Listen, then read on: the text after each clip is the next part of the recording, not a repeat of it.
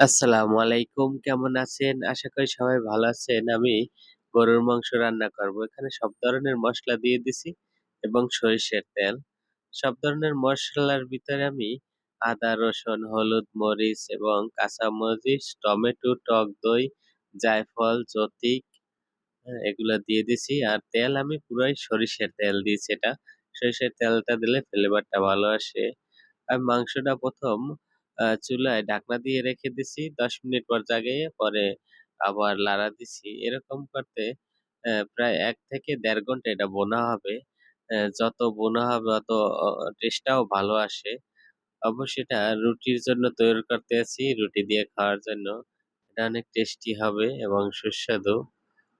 প্রায় ২ থেকে ২.৫ ঘন্টা লাগবে। কারণ এটা কষানোর উপরেই হবে। পানি হয়তো কম দেওয়া হবে। ৩-৪ বার কষানো হবে। আর ঝোলও রাখা হবে না, এরকম মাখা মাখাই থাকবে। এটা আরো একবার পানি দিয়ে আবার কষাবো। এটা খেতে অনেক সুস্বাদু এবং টেস্টি। দেখা হবে পরের কোনো ব্লগে।